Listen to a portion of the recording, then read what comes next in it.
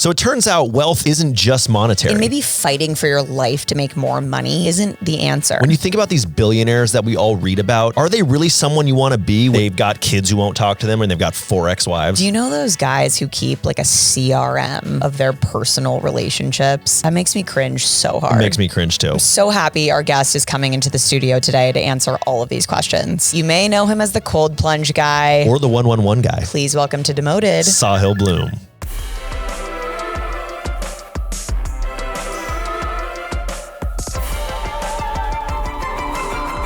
Demoted. What is up, Motorheads? Welcome to another edition of Demoted. I like your glasses. Are you doing the whole like trying to be smart thing? Yeah, I was like, hold on, my eye's itching like it always does. Hold on. They can't see that, right? I'm Go to Natalie's coverage. I'm so sick of your itchy eyes. Okay, my eyes have been really just doing the most. I'm wearing the glasses because Talon in this title said where wardrobe was old money aristocrat. He's out of ideas. He's out of ideas. He's done with the wardrobe. I didn't want to put on a suit.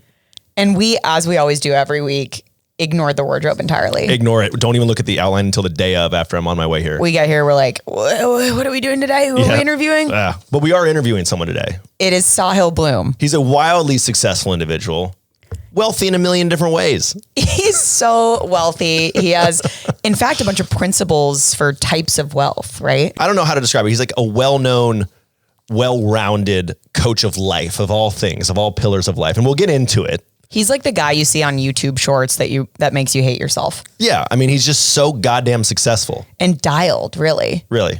Yeah. He's eloquent. He's classy. He's smart. He's intellectual, but accessible. He is. It's goddamn annoying. I'll talk a little bit about his career. He spent the first 7 years of his career in high finance, serving as a vice president at a private equity fund with $3.5 billion in assets under management. Oh, is that a lot? Wait, is that a big number? I don't know. I can't count. I need to ask ChatGPT. He is also an entrepreneur, an investor, and author. And that's what we're going to be talking about. His book, 5 Types of Wealth, a transformative guide to your dream life. He owns and operates SRB Holdings, a personal holding company of 10 cash flowing business assets. I don't even know what that means. And he's also the founder and managing partner of SRB Ventures. Yeah. So does he do interesting, important stuff? Yeah. Yeah. Yeah, you could say so. Does he do way more than we ever will in our whole life? Yes. Also, yes. If you don't already, you should follow him on all socials. His stuff is really good. He takes a lot of really interesting points and breaks them down into really digestible ways. Something that Natalie and I dream of, but still haven't quite been able to master. Leaving people with actionable learnings. Yeah, like, wow, I grew today. What's that like? We are the final video before people are like, I need to put my phone down. Like, I gotta get off this. Like, I am rotting. Stop scrolling. Yeah, that's his stuff is beneficial. His stuff is good for you. Without further ado, let's bring on our guest today, Sahil Bloom. Sahil, welcome to the pod. Thanks for having me. Sahil. He's no Sahil. There's no Sahils here. I didn't say heel. I heard a heel. I didn't hear the heel. Then I'm a piece of shit. I'm super triggered by it now. Because I'm just like, well, we're actually friends. Trust me, I've heard every variation that you could possibly imagine of my name, including just like full on reshuffling of letters. Oh, good. Like from my finance days. I had like an older banker once called me Shahish, which I just have no idea. Like I don't know where those letters came from. Please. What was your first role coming out of college? Sort of, we just kind of touched briefly on it, but we'd love to hear about the ascent prior to where you are now. The ascent. That makes it sound so legit, by the way. We read your bio. We wanted to kill ourselves. It is so legit. No, literally. We read your bio. We're like, God, this is embarrassing for us. No, look, I played baseball at Stanford, and for the first 3 years of my time at school, I was utterly convinced that I was destined to like pitch in the World Series, like on major league fields. It was totally naive. I was actually not that good. I was okay, but I was not good enough to do that. I ended up getting hurt my last year at Stanford, which very much was one of those proverbial clouds with a silver lining, because it forced me to sort of pivot my identity, or diversify my identity at least. I basically then went on a pursuit of trying to find a job that was going to make me sound the coolest or the most impressive. And in our society, I think there's a pretty safe way to do that, which is like take the job that is going to pay you six figures out of school. It's like makes you sound impressive to your other friends who basically measure their success on the basis of who's getting the highest return offer to Goldman Sachs or McKinsey. That sounds right. And at Stanford, like that very much was how people measured their success. And so I took a job working at an investment fund in the Bay Area. And I basically did it for two reasons. One, I thought I was going to learn a lot. I thought it was going to be really challenging and a place where I was going to have to work really hard, which I always really liked. And then two, I sort of figured it was the job that was going to create the best LinkedIn flex. This is like pre-LinkedIn flex being a thing. So I would like to say that I had some degree of foresight into what the future would become. But this is like a common phenomenon now where you see a lot of people take the job because they want the LinkedIn post, not because they actually want that job. Well, you're humbled and honored to announce. I'd love to see that and LinkedIn post. No one is ever actually humble or honored about any of those things that they're announcing. No. Not but they at just all. want to let you know. Just so you guys know. I'm humbled and honored to have won the Nobel Peace Prize. That's fine. If you want to be humbled and honored about that, fine. You're allowed to be, correct. Yeah. But yeah, your associate at McKinsey is not that impressive to me. So you took that job and quickly realized, or how long did it take you to kind of come to this enlightenment, I would say, that you're at now in your life?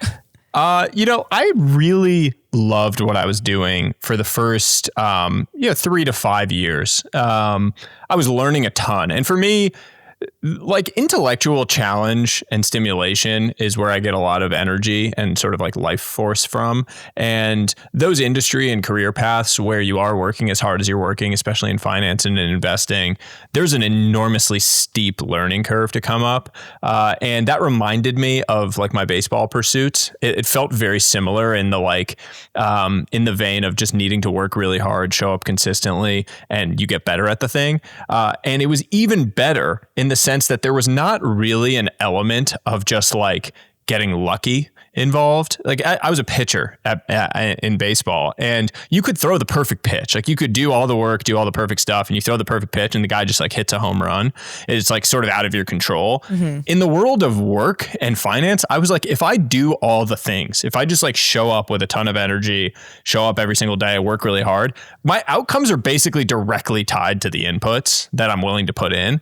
And I found that so liberating because it was really the first time in my life that I'd experienced it. So I really thrived, frankly, those first like 3 to 5 years. It was only after I got through that sort of steep part of the learning curve that I started to really zoom out and think about what I was actually doing and whether it was really fulfilling in a sort of macro sense for my life. I would say you didn't want to go into sales like the rest of us washed up baseball players. I did. The allure of medical device sales was significant because there were so many former Stanford baseball guys that were like killing it. Everyone's like, oh, yo, so-and-so's killing it, working at Stryker or whatever, like insert medical device tech company. And the allure was definitely there. Although I would say that like the idea of working in private equity straight out of school for the LinkedIn flex was pretty significant there. Yeah. You're grinding. It seems like you enjoyed the grind from what I'm hearing. You weren't miserable, but then I guess when was the moment when you reached this point where you realized that monetary wealth wasn't directly correlated to your overall success and happiness? I don't know if you've ever heard the analogy of a boiling frog. There's this idea that like if you drop a frog into boiling water, they'll immediately jump out. But if you put a frog into a pot of lukewarm water and slowly bring it to a boil, they'll stay in there until they die. And the idea is basically that these like slow, steady, incremental changes are very easy to ignore until it's too late. And I would say very much my story was like that of the boiling frog. I feel like it was very easy to ignore these subtle, tiny changes that were happening under the surface in my life. Most importantly, like I was slowly losing sight of all of these other areas of my life while I focused on this one thing of financial success, status, etc. So I was like winning this one game, making money, getting promoted, bonuses, etc. And every single one of those achievements made me more and more blind to all of these other areas of my life that were sort of suffering. I was living 3,000 miles away from my parents. I was super close to them, wasn't really seeing them anymore. My relationship with my sister had effectively ground to a halt. My wife and I were struggling to conceive at the time. It was creating strain in our relationship for the first time.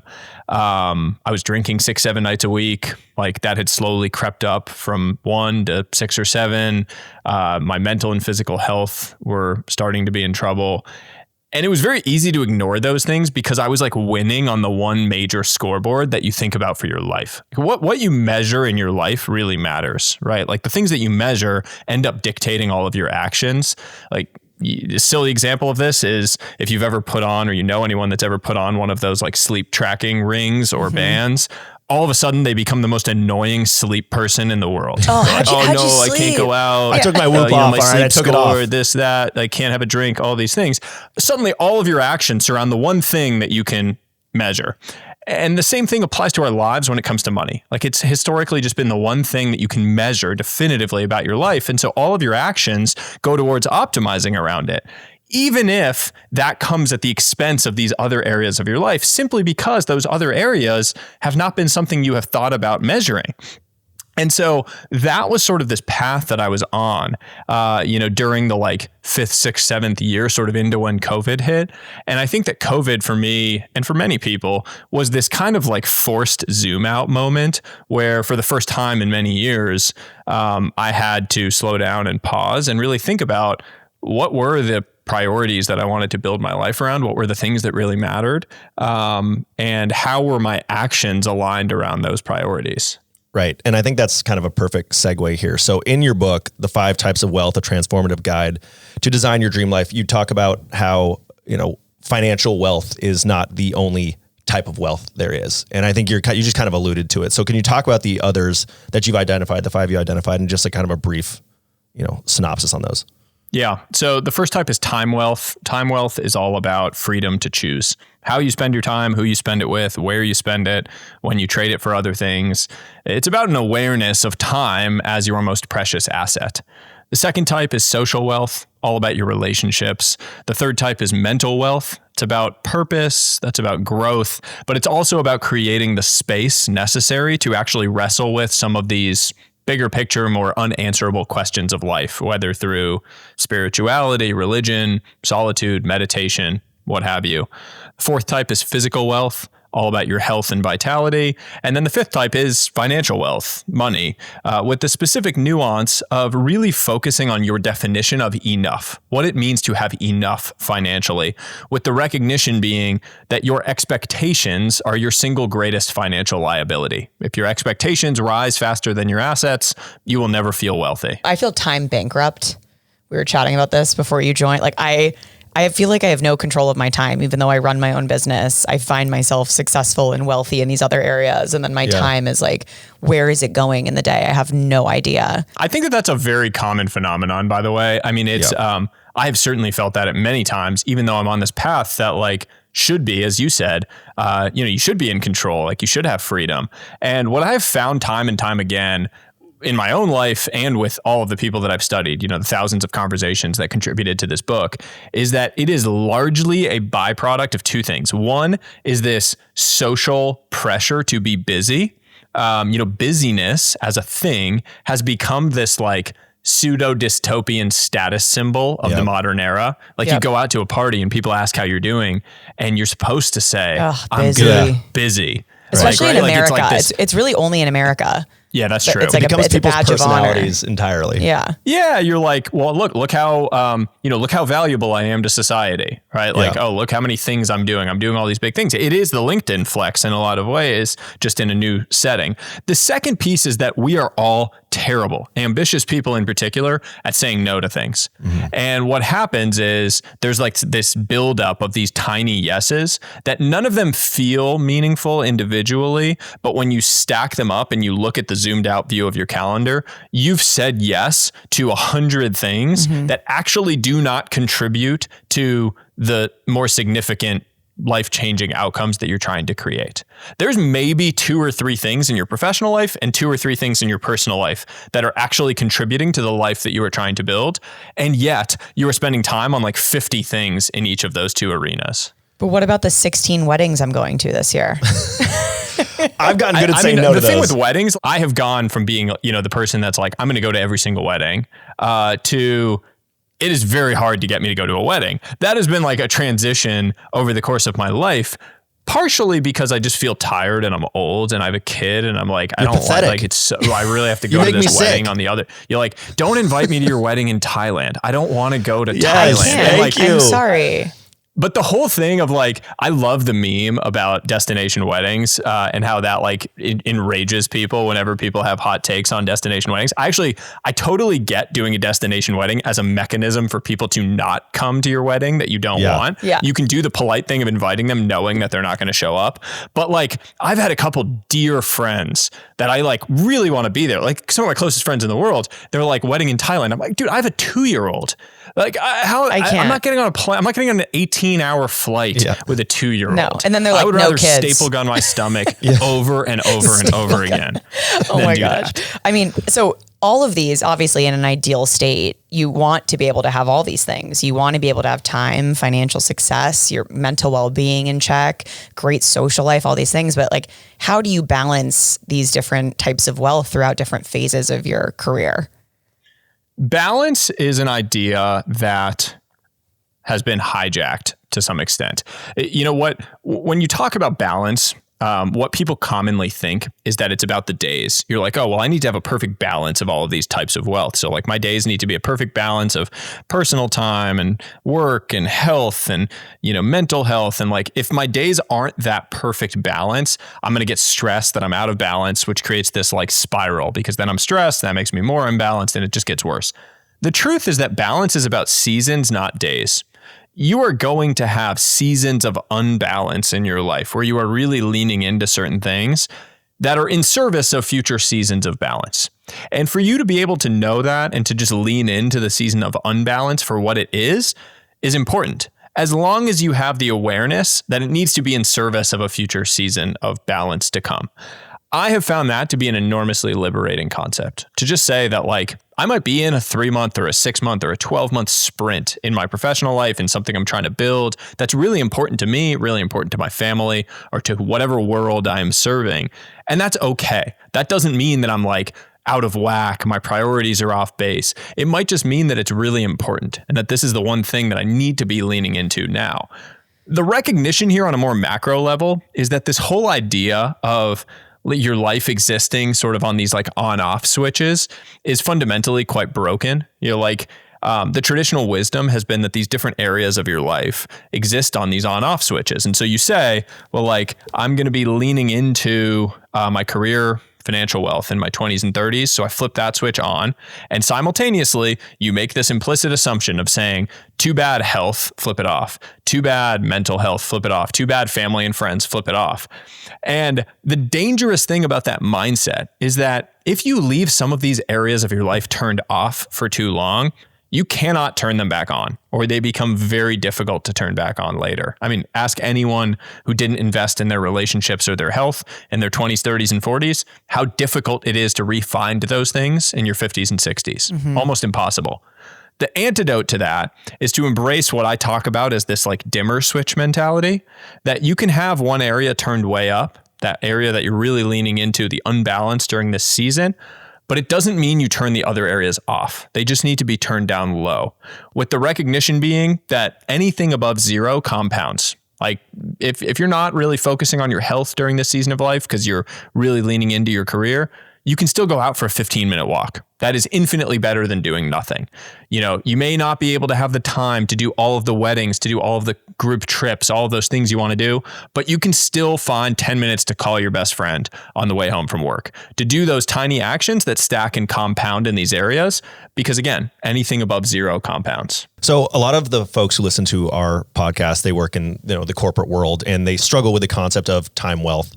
How can someone reclaim that when there's just so much pressure to succeed and like the demands of that, the LinkedIn flex, so to speak? I'll give you two things that are pretty tactical. So the first one is just like a bite-sized idea. I call it the like right now test in the book, which is just to say you get invited to something a month or 2 months from now.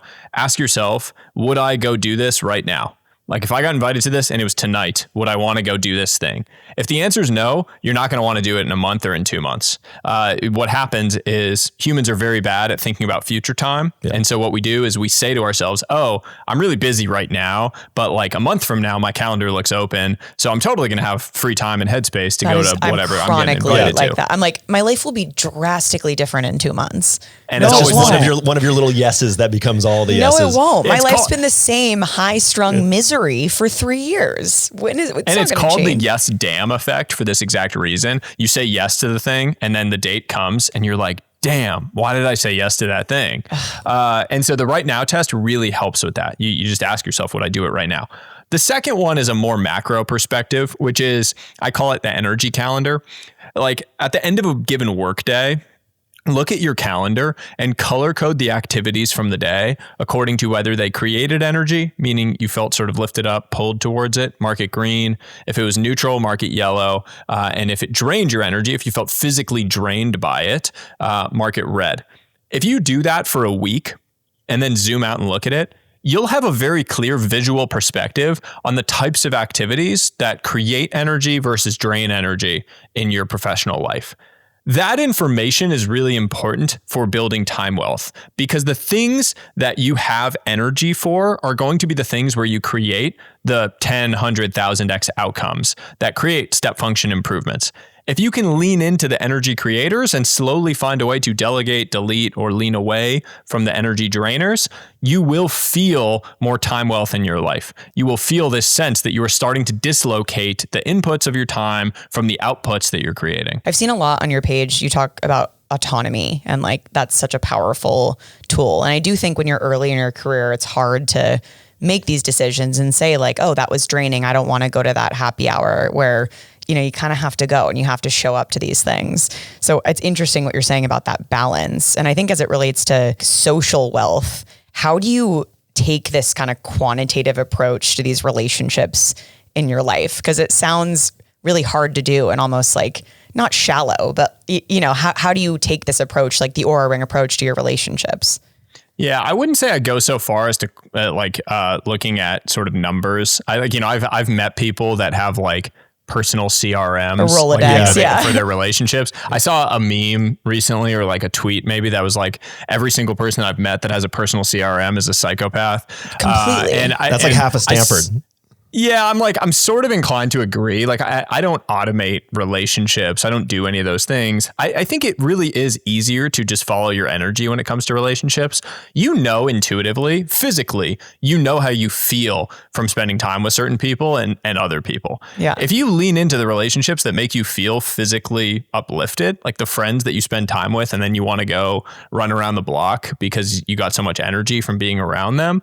And then there are friends that make you want to take a shower after you spend time with them because you feel so gross. You're like, I should probably spend less time with those people and more with the ones that make me want to go for a run. And that is a pretty simple and powerful tool for just clarifying over time who you really want to be prioritizing in your life. And I think one of the most liberating ideas is to just realize that, the things that you choose to give your energy to in life will grow.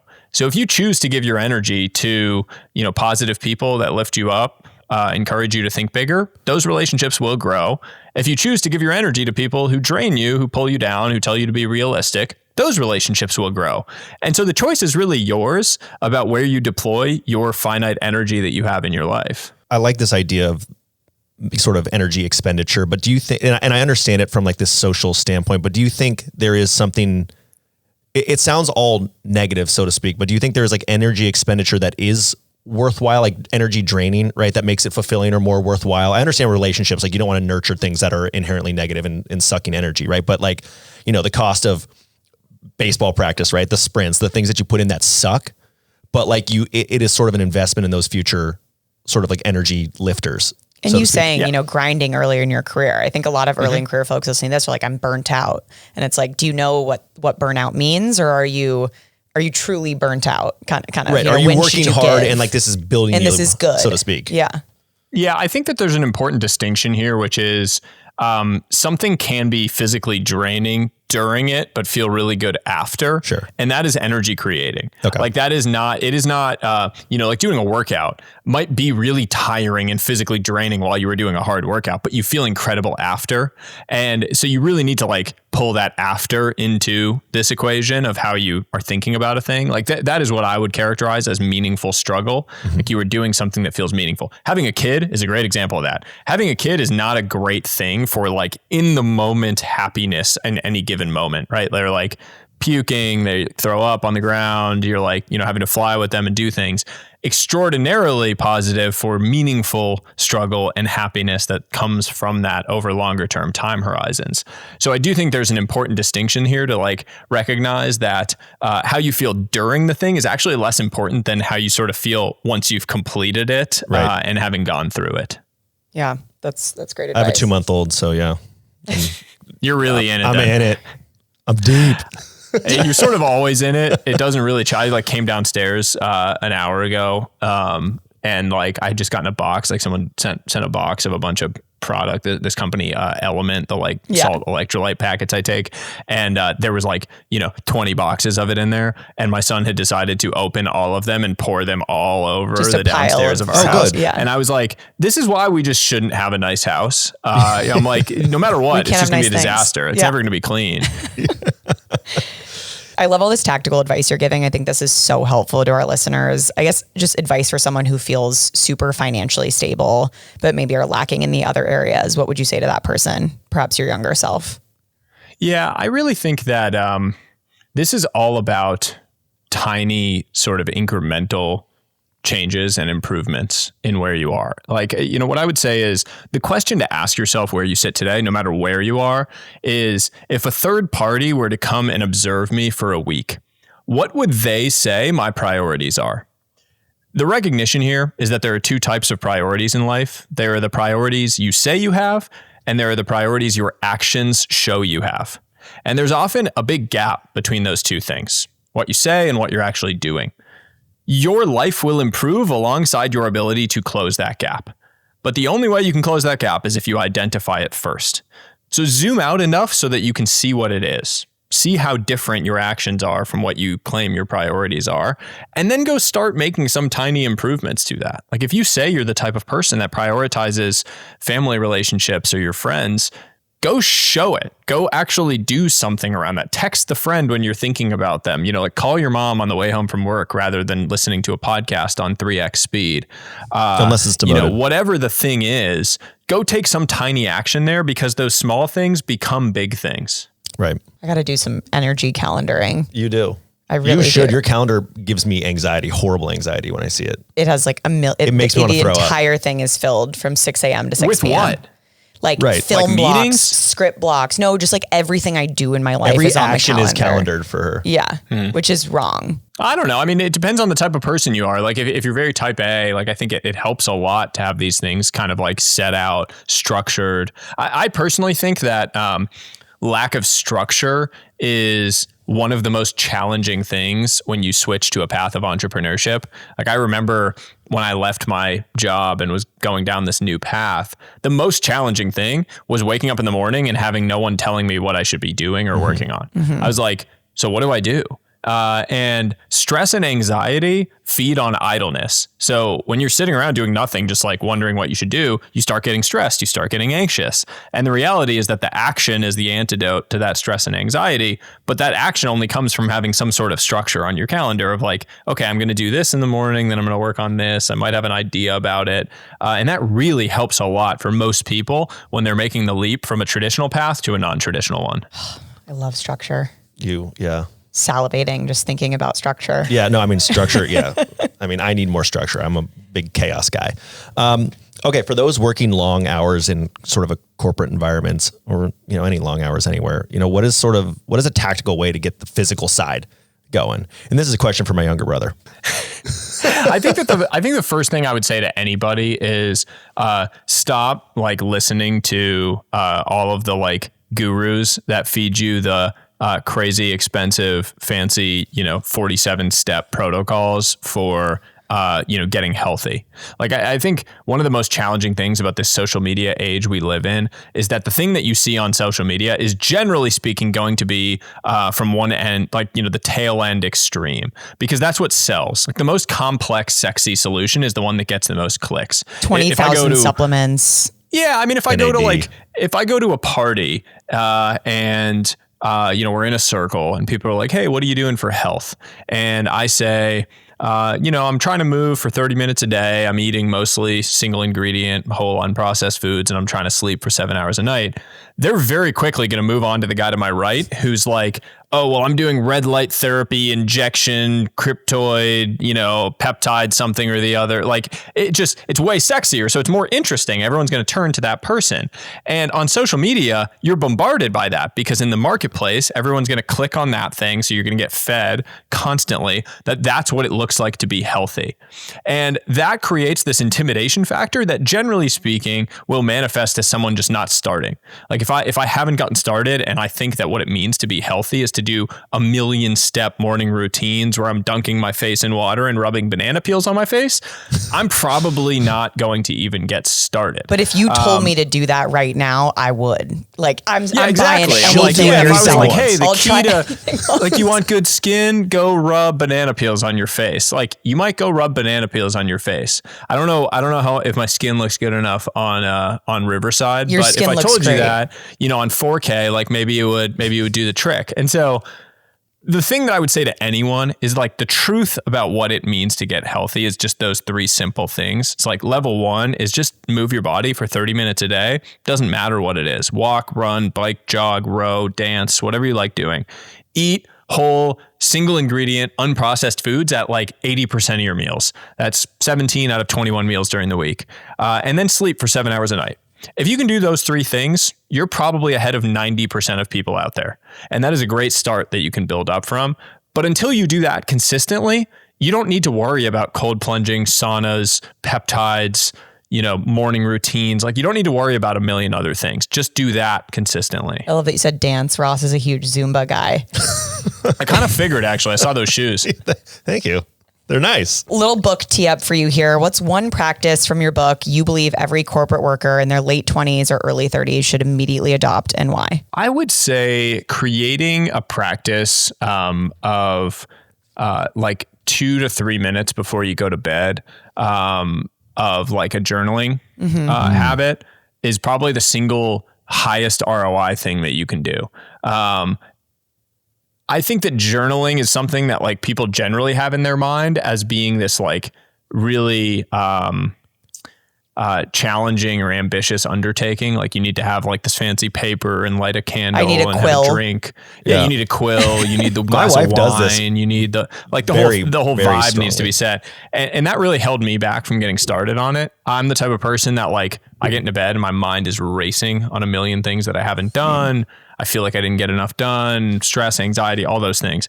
All I do is, and in the book I talk about this, I call it the 1-1-1 method. Right before going to bed, I just write down 1 win from the day. That's something that I felt good about. 1 point of stress, tension, or anxiety, something I want to get off my head onto the paper. And then 1 point of gratitude, something that I felt grateful for during the day. It takes 1 to 2 minutes max to write it down. And it creates this immediate sense of just calm and ease to end the day. Has helped with my sleep, has helped with my mental health. A huge, huge life benefit for almost 0 time investment. My wife does this very consistently every day, and we have to do our one highlight every night before we go to bed. We have to do our highlight of the day. She has like a journal that has sort of a like templated questions in there, and she fills it out every day. But I have to contribute like one highlight of the day. I love that. That's so and good. she writes those all down. I just do mark as completed, my reminder to journal every single morning when I missed it. So I'm going to try the 1-1-1. I That's great. have one final, like kind of more existential, personal for me question is this idea that when you have been given so much opportunity, when, like for example, Stanford educated people, right? You come from like potentially in my case, an affluent background. Like I have this feeling of sort of moral obligation to achieve. Like if I've been given all these resources, like I feel I have to achieve at some massive scale level. And you kind of talked about at the very beginning where it's like that expectation or that hope like continues to go up as I get closer to it. It just keeps running further away, the sort of never satisfied concept. Like Any thoughts on that, and perhaps as it pertains to these different wealth pieces? Like I feel pretty balanced across those things, but I'm never fully satisfied with any of those things. I don't think that the things are mutually exclusive. Like I don't think that you ever want your ambition to go away. Like ambition is not the problem. It's when your ambition is only about making money. That is the issue. Chasing more, if it's more purpose, more relationships, more health, those things is actually a really good chase. Chasing more money is the pathway to the rich yet miserable life, right? Like chasing more money exclusively, thinking that money is going to be what creates these feelings of contentment and happiness is a guaranteed path to misery. Like it's called the Pyrrhic victory. It's the victory that comes at such a steep cost to the victor that it might as well have been a defeat. Right. You don't need to look far if you live in a major city to find examples of this, right? It's like it's the guy who's made hundreds of millions, maybe $1 billion, that we pat on the back, that we celebrate, that we admire, and we ignore the fact that they have 4 ex-wives and 5 kids that don't talk to them. And we don't care, right? Like as a society, we're just like, oh, that guy won the game. Great. And my entire life changed when I realized that was not a game that I cared to win. My definition of success is fundamentally different. I wouldn't want to trade lives with the people that I was reading books about. My ambition is going to be channeled into things that are much more diverse than just this one area. Money is a tool, but not the goal. Right. And what if I'm sad? No, I'm kidding. Yeah. Okay. We're just perpetually sad. Okay. We're going to get into some rapid fire questions. These are just quick, off the dome. What are your answers? Then we'll get you on out of here. This first one's a multiple choice. I'm going to read this. Which of these things do you have in common with Ross? Went to Stanford, A. B, are baseball pitchers. C, run an investment group. D, your fathers were professors. And E, you met your wives in high school. Is there an F, all of the above? The answer is all of the above. The answer is all of the above. Correct. Yeah, the answer is I didn't know that your dad was a professor. I feel like I knew those other things about you, but that's great. He's a journalism professor at Stanford. There you go. Yeah. He'll tell you all about the dying art of print media. You met your wife in high school as well? Yeah, she was a freshman. I was a sophomore. Oh my gosh. Wow. Yeah. My wife's old. To my high school boyfriend. She's a month older than me, and I let her know it for that entire month. She's technically a year older than me. Well, all right. In which category of wealth, if any, would you place creative expression and fulfillment? Mental wealth, for sure. I think that creative expression is a key part of how most people unlock purpose, feelings of growth in their life. Certainly is for me. Give us a play-by-play of how you would strike Ross out. I'm left-handed, by the way. Righty or lefty? Lefty. Okay. Lefty. I'd probably go just like little 2-seamer outside corner for strike one. Okay. Then I'd probably jam you in with another 2-seamer, kind of run it off your hands. I think you'd probably foul that off into the third base dugout. Then I got you 0-2. I'd probably throw a breaker in the dirt that you'd spit at. Right. And then I'm just throwing Splitty in the dirt. Yeah. Swinging right through I mean, thing. there's probably deal. a good chance if you locate those first two, I'm in huge trouble. I've never gotten to do this. That was fun for me. We heard you start your day with an early cold plunge, right? Yes. Give us your daily rituals. Begrudgingly. I feel like I need to caveat these things now as being like, yes. Yes, I do these things. Yeah, you got to own it. I need to tell you, I told someone we were interviewing you today and they're like, cold plunge guy? I was like, oh yeah, it's cold plunge guy. But tell us your daily rituals. You're not a cold plunge guy to me. Make everyone else feel bad about themselves. Like truly give us everything.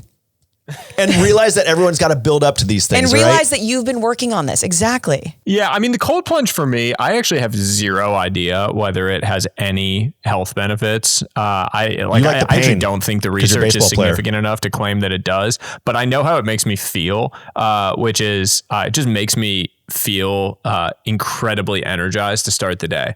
And you're doing something very difficult to start the day that makes everything feel easier. I wake up really early. That's not because I'm like a hardo about sleep. I go to bed at like 8:15. And so I go to bed like 8:15, 8:30. I wake up at 4:15.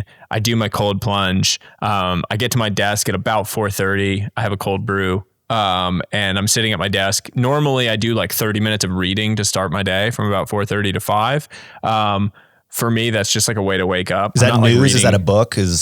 Yeah, it's whatever I'm grabbing. I have just like a bookshelf behind me. I don't like read a book through to the end. I just like grab a book that I'm interested in. So I don't know, like I'll read about random physics stuff that I'm getting interested in. I'll read about, I don't know, like trash sci-fi, historical fiction, just like I literally anything. A total grab bag. I really like psychological thrillers. When I go on my long runs, I listen to like trashy young adult stuff. Like I listen to Hunger Games. Absolutely love the Hunger Games. So I'm not like reading to sound impressive to people. I just whatever I like at the moment. After reading like 5 to 7:30 or so is when I do my like big creative work for the day. Generally speaking, that's writing either the book for the last few years or my newsletter. I am basically only creative early in the morning. I'm totally useless creatively later in the day. So I try to stack that in the morning. Rest of the morning, I'm like either hanging out with my wife and son, making everyone breakfast. We go for a walk, go do my workouts for the day. I do like kind of a combination of running and lifting, like marathon stuff and then lifting stuff. And then lunch with family, walk. And then the whole afternoon I sort of have as like business related stuff, work wise, like kind of meetings, doing whatever. That's when I do calls, meetings, like investment stuff, whatever business things are going on. And then make dinner for the family, and get my son ready for bed. I do like an evening sauna every night before bed. That's when I like read and sort of think about things. And then I get into bed at like 7:30. Take away the cold plunge in the sauna and move everything back like 2 hours. That's me. There you go. Me. To get the it's the boring dad life. That's just the best. Yeah. I love that. I have to graduate to cold when plunge. I do dinners, like people always ask me like, oh, what do you like social life? Like what about your social life? I'm like, I don't really have a social life. I don't really care to have a social life anymore. I like have my friends that like I see during the course of these activities that I'm doing. And for me, I'm like, if I'm going to do a dinner in New York City, it's at 5:30 and I'm getting home at 7:30 from that dinner. Yeah. Bedtime routine's not going to start itself. Sorry. Yeah. You know, I love that. That seems, honestly, it's not as unattainable, I think, as maybe some people would think, just because you're so successful. I'm not doing like all of the fancy biohacking stuff. I don't really have like, I'm a big fan of the like, find what the like 10 or 20% of things are that create 80 or 90% of the benefit. Yeah. And just do those. And I'm not really trying to get to the like top 0.01% in these areas. My fiance is like, just sleep more. You'll feel so much better. I promise. I'm like, no, I'm going to do NAD shots in my ass. How about Adderall? Yeah. Like I'm going to try something else first. I'm sorry. The only thing I'm doing is just chugging my wife's breast milk and then doing blood transfusions with my 2-month-old. So I'm just getting his fresh blood, which is nice. Please.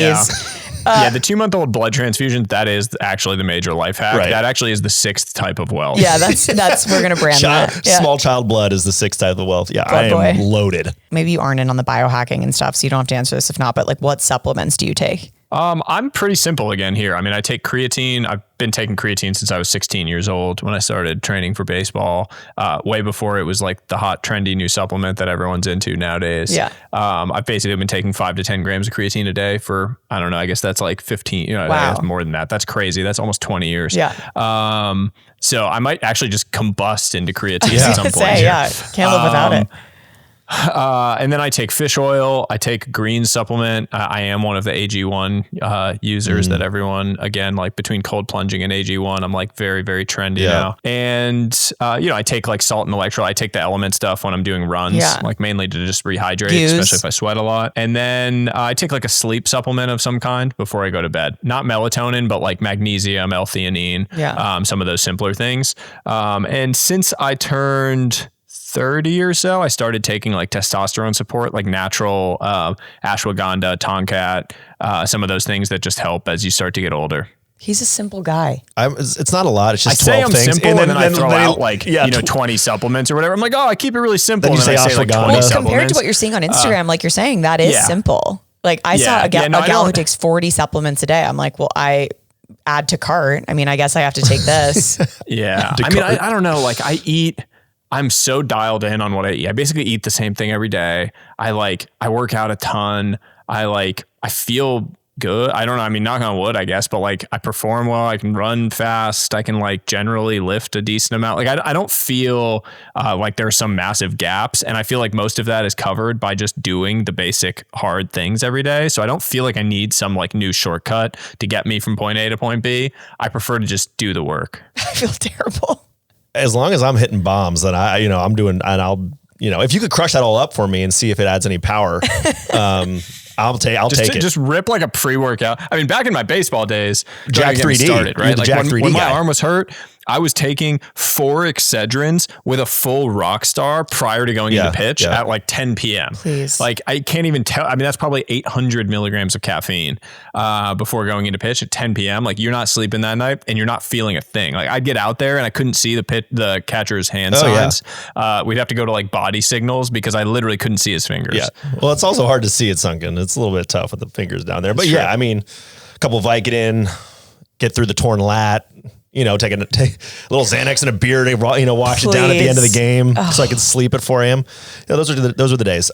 Next rapid fire question. How did your wealth portfolio shift since having your first child? Oh man. I mean, enormously so in the case of social wealth, like my, feelings of connection to my family, to my wife, to everyone around us. And then obviously my relationship with my son, completely reshifted my sense of priorities. I would say it just made me more and more focused.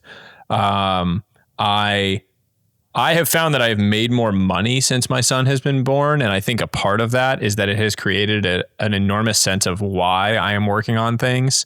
And that has made me really focused on the few things that I know can really move the needle. We had someone come on, a mom, she's expecting her third child and she has a recruiting firm, very successful. And she's like, I've learned how to focus in shorter periods of time. My time is gone, maybe her time wealth, but she's so much more efficient in the time that she does have, which was... Yeah, it's called Parkinson's law. Work expands to fill the time allotted for its completion. Yeah. So if you give yourself 30 minutes to get your emails done, you'll get them done in 30 minutes. Whereas if you have 2 hours to do them, it'll somehow take 2 hours. Random, a little bit random, but can leveraging AI improve your different wealth types? And which ones? Like, can it factor into any of this stuff? Can people, leverage it, so to speak? Loaded question. I mean, yeah, certainly leveraging AI can help you, delegate certain things, become more efficient with your time, to unlock time that you can then allocate into these other things. I would say where it starts to get a little bit more murky to me is when you start trying to outsource things that are innately human.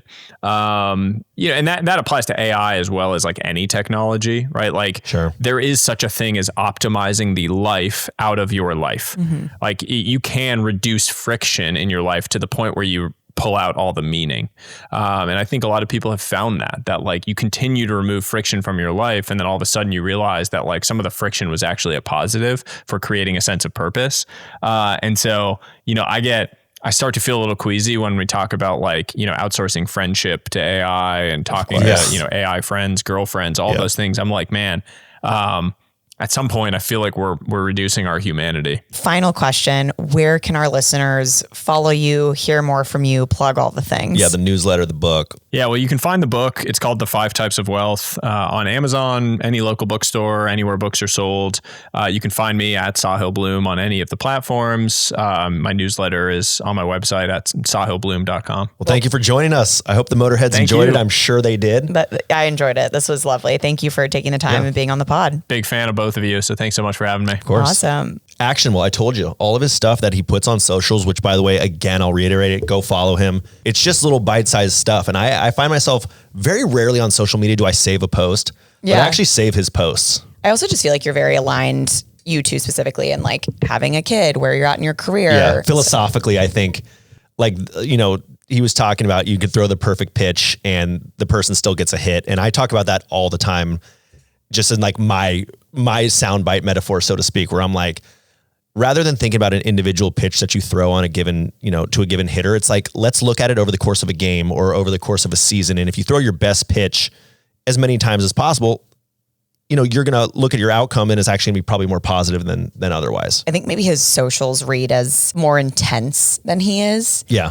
And he's very chill and enlightened and at peace and calm, at least when you're talking to him like this. Yeah. I mean, you can sort of get the energy, right? And I agree with his take that social media is so extreme. But, and he's smart. He knows you have to be extreme to get that engagement in those right. clicks. And you have to be poignant and you have to be like, very direct, because people aren't going to spend time reading sort of a contextual, here's how I feel, here's the enlightenment piece. No, like here's the action that you can take right now. He was so clear. I loved the energy calendaring. Yeah. I find that super interesting. Like if I went through my day and my hectic calendar that you and I both know is just mind numbing to even look at. Like how about I go through and say, wow, I really liked scripting, or I really liked filming, or actually I hate filming and that brings me stress. You know, I would love to do that work. And I think the journaling too, it seems really attainable. I love that you and Becca journal every night. That just is such a great, well, to be clear, I don't totally journal. I just buy into I buy into the highlight of the day. Yeah. Which is nice. Yeah. I did journal for a little bit where I just did like kind of a recap. I did it on a Google Doc where it was just like day in my life. Like, what did I do today? It wasn't so much of feelings. I mean, if I had feelings about that day, but it was sort of just like to remember that like there's so many days in our life that go by that you just forget. I started journaling and I was joking with my fiance. Like I write at a 3rd grade level. I look back at the journal. It's like, I had good day. Me feel happy. Yeah. Well, the thing is you can also, I realize like just voice to text on your phone and leave a note and then just copy paste, throw that into an email or something and email it to yourself or whatever. Like there are other ways to do it where you're like, I don't want to write. Like I suck at writing because we both are very, how do I say this? Disadvantaged with our writing. With our hands. Writing by hand, lefty in bed, dragging it across. Right. Becca hand writes in her journal. And I'm just like, she also has beautiful teacher handwriting. So I'm like, that's just not going to work for me. Me sitting with a pen and a journal, like thinking of a ChatGPT prompt in my head. Yeah. I'm like, how would I write? Me holding my pencil in a fist. Just trying to write with a closed fist. He's a guy I just want to hang out with. He's the type of person we always talk about hanging out with 5, you're the average of the 5 people you hang out with. Oh, if we could get him in our average, just we'd be 4 of so him around set. us. Oh my gosh. We would be good to go. He's not the type of guy who needs, a little something to take the edge off at night, but I am. You are. I am, which leads me to an alcohol-free, guilt-free option known as cornbread hemp THC gummies. Are those the 100% legal, real THC, no synthetic, only USDA organic THC gummy? Yes, but it's not just THC. They have a 1-to-1 ratio THC to CBD. And the one with fast and free shipping? That's exactly right. And if you use code Demoted right now, listeners can save 30% on their first order. Alcohol doesn't have to be the default anymore, folks. No, it doesn't. Just head to cornbreadhemp.com/demoted and use code Demoted to checkout. That's cornbreadhemp.com/demoted, code Demoted. Cornbread hemp. This is the good life. All right, let's hit a little promo demo and I'll kick it off. Promoted, demoted, time bankruptcy. Are you bankrupt of time? Constantly. You are. I idolize, Hermione Granger in Harry Potter with her little thing that let her go to multiple classes at once. Yeah. What was that called? You're a huge Potter nerd. No. I was actually going to say when I read the books, before I ever heard the names, you know how like when you read, you make up your own pronunciations of names? Of course. She was Hermione to me. Oh, well, that's what it looks like. Yeah. And I was like, oh, Hermione is how you say that. That like blew my mind. Movie comes out, mind blown. Yeah. I was like, well, okay. Changes everything. Well, Hermione is those fairy books that everyone reads. I can imagine. There's the main character in them is Farah, but it's spelled like fairy. So like that's me reading, and there's all these big like mystical names. I'm just like, and then they saw the, and I went over to the Forbidden Forest. All they are is a picture of letters. Like I imagine them as just like the symbol of these letters, not like a pronunciation. And that's on being dyslexic. Anyway, time bankruptcy for me it's an epidemic. Yeah. I like the reason I do the 5 a.m. workout class and I grind so hard is because my day ends and I'm always flabbergasted. Where did the time go? Right. And I think I'm scrolling a lot, which you don't do, which I'm very impressed by. Your time impoverished. Yeah. I feel very wealthy in multiple areas of my life, but with time, I feel just a time peasant. Yeah. And now planning a wedding, I'm like, how? I need Hermione Granger's thing. You got to delegate that shit. I know. Just plan it, be done with it. Open bar band. That's all that matters. Open bar band. Yeah, but everyone will have a blast. But what about the floating saxophone DJ in the after party? Well, now you're asking the hard questions. I don't even know what that is. Yeah, no one gives a shit about the florals. You don't even know what that is, and you're going to be riding the back of that saxophone artist. Like so excited, wearing a neon hat. I'm going to be the saxophone artist. You have to bring your sax. BYOS. I don't have my saxophone anymore. Okay, so time bankruptcy, demoted. Demoted. It's painful. Yeah, it's painful. Promoted or demoted, Scarlet fever. I think Scarlet fever. Yeah, a dear friend of mine. One of the members of the Dog Pound, which again is our group of bros who plays video games together. Yeah. He suffers. Kevin got sweet Kev. He got a Scarlet fever, which I'm pretty sure is from like 850 BC. Back when that really hit, the old time sort of peasant population. Was just recovering from scurvy. Yeah. Which is crazy. Exactly. He had scurvy. He had gout. He had gout. He has a black tooth. He's the kind of guy who, when you describe him, you're like, oh, that guy works on a pirate ship. Yeah, exactly. But he doesn't. He's actually a tech bro. He's in tech sales. And he lives in San Diego. And, he's a pretty good shot on the sticks. Where are the motorheads with Scarlet fever at? Yeah. I mean, if you've had Scarlet fever, comment below. Let us know. Let us know. He's covered in hives right now. Is he okay? He's still recovering. He's going to survive, but he's not going to work today. Is he like in the hospital? I actually don't really know the ramifications. He did go to the ER in the middle. Like the first night we was playing, he thought he's like allergic to bees, and he had some like cough drop.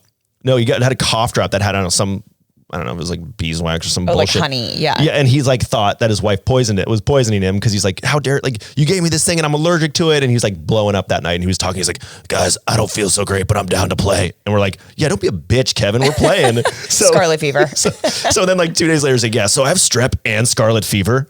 I love blaming your wife for bringing you a cough drop. Yeah. Like, you're welcome, Kev. Yeah. And his whole body is covered in hives. So anyway, shout out to Kev. He's alive. We played last night. Great. He's back. We got a dub. We got a win. So, Scarlet fever promoted. Well, if it makes Kev play well, promote it, but I'm going to demote it for myself. He's better on the sticks. Yeah. All right. Next one, demoted balsamic on ice cream. For me, not my thing. I'm not a savory mixed with sweet girl. Interesting. I just want like a caramel fudge, sugary Lucky Charms, marshmallow delight. Yeah. I think it's nice, right? So like you go to Salt and Straw. That's going to be one of like the seasonal flavors. Yeah. I'm going to have a tiny little spoon just to test. Of course I'll have a spoon. That's tasty. Yeah, I'm going to go with the mint chip. Yeah, and then I go with my chocolate gooey fudge like I always do.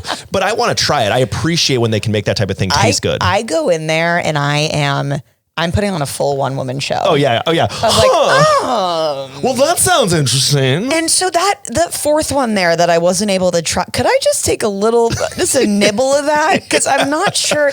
The olive oil cake topped with balsamic is looking a little interesting. Yeah. I'd be remiss if I didn't try it. How do you make stuffing taste sweet? I mean, the Thanksgiving flavors, yeah, you know what? I'll try that. You know what? I'll try that. Cranberry sauce? Bring that over here. In ice cream form? Sure, I'll give it a shot. Great. And I'm apologizing the whole time. Right. I'm like, oh, worst person walks in the front door. Yeah. You guys must go through a lot of spoons. Thanks to me. You're probably pissed I'm here. Yeah. They're like, ma'am, you can try as many as you want. And they're so kind. They're They're like, you want another one? I work here. You're just using like my time. I'm being what paid. A wine tasting when they're like, do you want to revisit any of the wines? That's literally Salt and Straw. They're like, you want to revisit any of these? I'm like, well, now that I've had a full kid scoop, I guess for my main course, I'll do a large chocolate gooey brownie with a waffle cone. I knew exactly what I wanted coming in. And then you look at someone, you're like, I always do the same thing. This is so me. Okay. Anyway, I'm going to promote it. Okay, I'm demoting. Okay, fair.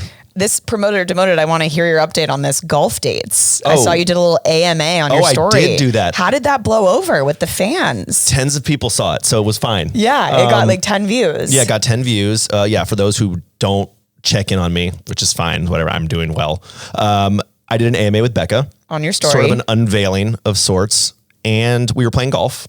And it was great. And Fishy was with the grandparents. That looked adorable. You were on a date. We were on a date. We got some transfusions, a couple doubles. Double tees. And played some G. And it was great. We played a full 18. In fact, the next day we brought Fishy on his first golf outing. He was in the car seat in the golf cart. Wow. And he was so chill the whole time. Do you guys just like love golf? Like, does Becca love golf as much as you? She loves golf, but she's not going to play every day. She likes to play 18. She keeps her score and everything. Wow. Like, she's good enough now where she like feels excited by it. That's great. But she's like, so you 18. Do yours on the men's tees and then drive to the ladies and do that. That's how you play as a twosome. Great. Yeah. I wouldn't know. I can't play 18. And then I go coach P on her and we work on some shit. Yeah. She's been dialing it in lately. She's not good. I mean, she shoots like a 130. But she counts her scores. Hey, she's counting. Yeah, she's counting. And so she's now at that point where she knows what it feels like to hit the ball far and well. Nice. Yeah. I would love to know that feeling. Okay, well, that's promoted, demoted. Let's get into a little Dear Demoted. Give the followers some advice. The type of thing that is probably not going to be actionable, but could be entertaining. We don't know. The real expert left, so let's read this one. Hey guys, first of all, love the pod. I've been a motorhead since the very beginning. Keep up the great work. Anyways, my whole life I was told to go into tech sales. That's where all the money is, so that's exactly what I did. I was told to go to a startup to get in early and get paid out, but made $60K base there. Then I was told to go work at a FANG to make more money, and that's exactly what I did. I worked at a FANG for 3 years with a $75K base, but every year I worked there, I could close more deals, but the commission got smaller and smaller due to comp structure changes. That's a tale as old as time. Now I work at another large company and make a $100K base. Although the pay bump is nice, I haven't made any life-changing money with inflation and life expenses. A woman on my team told me that the year she got married, she made $700K on a large deal, and that was in the early 2000s. I went into sales for the money, and I know I'm good at my job, but I can't seem to find life-changing money. I'm saving up for a wedding, struggling to pay rent, and can't even start saving on a house yet. So my question to you guys, is the tech sales millionaire dream dead? A lot of what I'm hearing in this is, I was told, so I did this, which is like, maybe you have a great mentor that you're going to, seek advice. But I think it's time for you to take a little control of your path in your life and figure out what you want to do and what you're really good at. Yeah. Well, they think they're good at sales. It doesn't sound like they're missing quota or anything. No, it doesn't sound like you're missing quota. It's weird though. I have some friends in sales who are just making absolute bank right now. Yep. Like similarly saving up for weddings. 700K was their total comp last year. It's fun. I just spoke with a gal. Yeah. The FANG thing is tough. There are a lot less tech sales millionaires than there were. However, it still exists. And a lot of that is at the AI companies, the open AIs, the Anthropics, I will say Amazon is also a good one.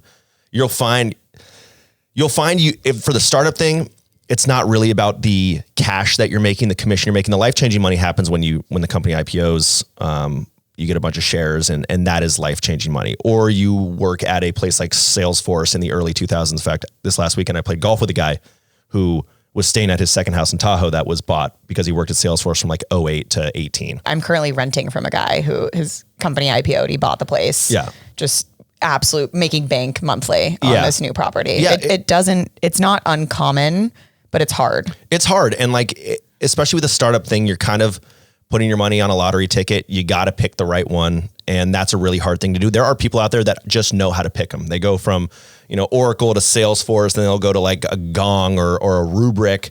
There are these companies that it is hard. You kind of need to be the top rep at a growing company in an enterprise patch, in a good patch, meaning you're selling to the biggest companies, the biggest deals. And that's where you can break the comp plan. Every year at a big company, and I always talk about this sort of graph, is up and to the right, early on, the company wins and the rep is winning. And as the company gets bigger, the rep line starts to sort of flatten out and the company keeps, making more and more money and the rep sort of upside flattens. And so they continue to readjust the comp plan so that you can't break it. You want to make 700K. That's when you break a comp plan. When you hit, 3,000% of quota because you got a $5 million deal and your quota was actually 250K. And that's really hard to find and really hard, really less frequent nowadays. Because companies are putting in windfall clauses, which a windfall clause is basically says, hey, if you break the comp plan over a certain percent, we're not going to pay you out $1 million. We don't have $1 million to give you. So you're like, what's the point, dude? Right. What's the point? And I would argue that founders should pay that because the valuation of the company has gone up significantly. Now you've got another $1 million of ARR and you should reward that rep. But the reality is that doesn't happen as much. So the places that I hear, like an Amazon, for example, the work-life balance is terrible. The culture is terrible. There's a price to be paid. Then there's places like Rubrik where culture is good, but if you're not performing, you're gone really fast. They hire, fire really fast. Really good company, really good product, but if you're not getting it done, you're gone. You don't have a lot of leeway. My friend was working at door-to-door kind of in-person sales, Paycom. Yeah, Paycom. And just getting huge commission checks. Paycom, they make a lot of money, but similarly, the culture there, people have sent me quite a bit of stories about Paycom. Yeah. But if you're successful at a Paycom, you make a shitload of money. But that's to say, you don't have to be in tech. Kind of the allure of tech, maybe it doesn't, you can widen your scope of what you're looking at. Yeah. The thing is tech is sexy. Tech is always going to be here. It's the future. I do think if you're going to go find those, it's not FANG anymore. It is the AI companies. It is the NVIDIAs, the chips, right? That's where you're going to find the biggest money. I do think the tech sales millionaire thing at 22, 23 is more or less gone. Yeah. You'll be 27 at that point and hopefully the company's IPO'd or, blown up in some, huge way. I have a couple friends who were at Samsara, got there at 2016. I don't know. They IPO'd in, I want to say like 2022 or 3. They made, a couple million bucks. Wasn't like, again, that is a lot of money, but they're off to, now AI companies to go continue, trying to pick the next winner. Yep. Right. Like a couple million bucks. They're not retiring on a couple million bucks.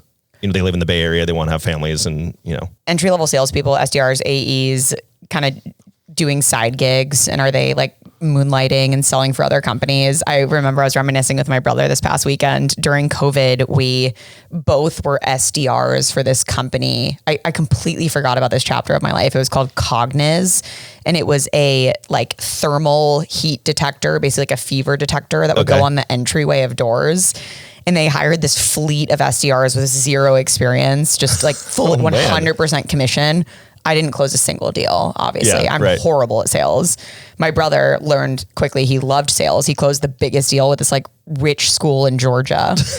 Anyway, like we were doing that on the side. I was working at Deloitte at the time, doing that on the side. Yeah. Obviously for $0. But like, do salespeople do this kind of moonlighting stuff, or is that less common? So that brings up actually a really interesting story that just broke this last week. This guy based in India, his name, I'm going to butcher it, Soham Parka, worked at 4 or 5 different AI companies at the same time. Like a talented coder, more importantly, a really good sales guy who would reach out to these companies, just super passionate about what they're doing. Wow. He would get fired for underperformance. He said he would work 20-hour days, sleep for 4.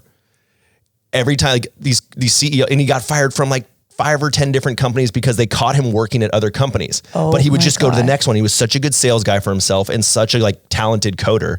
He would get in. What would that role be? Like sales engineer? No. He was good at selling himself. He was just a coder. He was a developer. Okay. And so he'd be writing code, which he was good at, but he couldn't sustain all these companies at once. Also, there's so many like trade secrets right now with AI companies. Yeah. They're like, obviously you can't be working at the top 5 at once. But he got caught. Yeah. And it set off this whole debate on remote work. And people like, this guy just set remote workers back years because, CEOs are always worried. Are you working for someone else? Are you doing, it's technically not, in some states, it's not illegal. You just have to disclose it.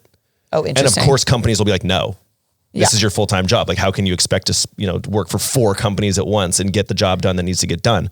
So I can't remember the name of the CEO, but tweeted about it. He's like, if you see this guy's resume, like beware. And then all these other CEOs like on X were like, wait, that guy worked for us too. We fired him for the same thing. No way. And this guy was still working for 3 or 4 jobs. He in fact just got hired by some other company he's like, as my sole job. Yeah. He came out and like announced that he came out about it. My one job. Yeah. But I mean, it does beg the question. It's like, are there sellers that are working for multiple companies at once? Probably. Yeah. Probably. I had a friend working at a robotics company and then would stay up at night and do sales, like just full email SDR work, and was like ripping 2 jobs at once. Also another great place to be selling robotics, a great spot. Oh yeah. Robotics ain't going anywhere. So anyway, that was a long-winded answer. But that was exciting. Demoted. Great story. Yeah. And so I guess maybe don't take our advice on doing multiple things at once unless you really are covering your tracks. Yeah. 2 different industries, I think, is helpful too.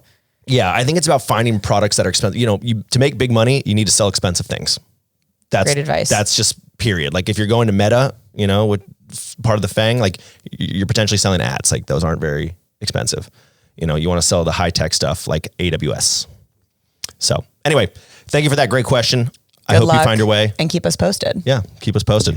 Can I read this review? Yes, please. This is from Movie Lover 385073. When you make that username and it just like stays? Like I always get so fascinated, like gamer tags on the internet. I'm like, this guy's name is that. Like how? Like, I don't know. Who is the human behind this name? This person loves movies. Yeah. I've been following Dr. Emily Onholt for years now. So when I saw that she was a guest on Demoted, I added it to the list. Not only was Dr. Emily's episode amazing, seriously give it a listen, but the whole podcast is awesome and I'll be listening every week. Let's go. Great to hear. Thank you so much. Doc M was a beast. She was absolutely great. Doc M. Doc M. Doc M. Anyway, I'll read this next one. This is titled Emotional Strength Episode by T-Pen 15. Pen 15. Damn it. It's T-Penis. Shoot. T-Pen 15. Damn okay. it. Well, that's a Motorhead if I've ever seen one. All right, here's what they said. God damn it. Loved this episode. So fun and great info and tips. Good work. To the people who just take the time to just write a review, thank you. Even if it's like just loose English, If it's just like, good job, Yeah, good job. 5 stars. we're thankful. We're so thankful. So thank you to these 2 reviewers. If you're listening to the pod and you're not a reviewer, look in the mirror and ask yourself why. Why?